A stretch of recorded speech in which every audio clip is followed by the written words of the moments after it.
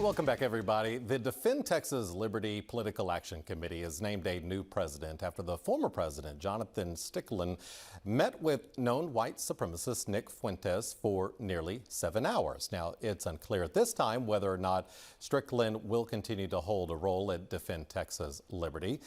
Professor Bowman with the Bush School of Government and Public Service is breaking down what this change in leadership means for the PAC and the GOP moving forward. So, Professor, thank you for joining us. A lot to unpack with this story here. So let's start with the Political Action Committee and this meeting with Mr. Fuentes. Do we know why the two met? That is still unclear, Rusty, why Jonathan Stickland would in fact meet with Nick Fuentes. I mean, Fuentes is well known as being an admirer of Hitler, anti-Semitic. You know, you read about him and he's referred to as a hate monger.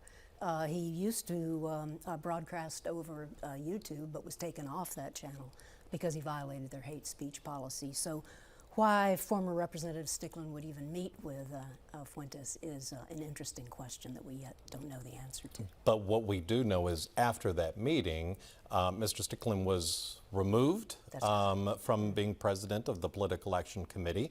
Do we know if he still has any other role with the organization? Yes, it is my understanding that he does have a role with the organization, but not as president. He was removed. The funders basically leaned on him to do so. I mean, he under pressure is, I think, more accurate. And it is likely, too, that some of the leadership in the Republican Party also was leaning on him, and someone like Lieutenant Governor Dan Patrick, perhaps. And do we know if there is a new president that's been put into place, and what do we know about him or her?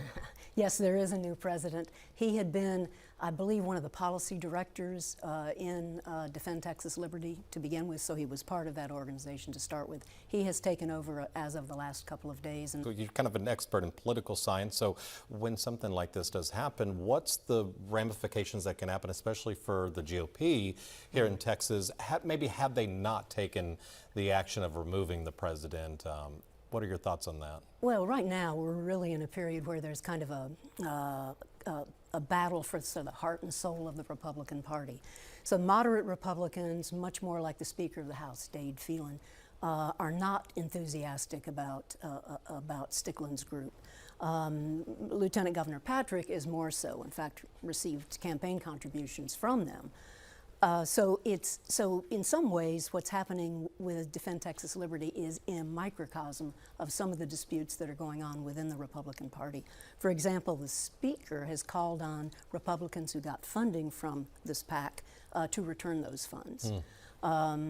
Others are saying, you know, we're not going to do that, but there really is this battle between so-called moderates and the farther right group within the Republican Party. And before we wrap this up, for our viewers who may not be very well versed in Texas politics, this Political Action Committee, Defend Texas Liberty, what exactly are they? What is their purpose and what do they do? Well, as a Political Action Committee, they raise money and spend money on political campaigns. For example, they were very supportive of Attorney General Paxton and opposed to his impeachment, and they put up billboards in different legislative districts in Texas attacking incumbent Republican House members who voted for impeachment, basically saying, we're going to run candidates against you in the next election to the right of you. And we're going to actively seek to defeat you. So they're a pretty active group, I guess I would say. They're funded, they're always described as being funded by West Texas oilmen. Gotcha. And they are... and that's how you start to see the connections being made and why. There's a lot going on in the Republican Party. Yes. All right. Well, a lot we'll watch. Professor, thank you so much for coming in and helping to provide some context to what this is going on, because we'll keep it in the headlines, I'm sure, for a while. It will be. All right. Professor, thank you so much. Thank you, Rusty.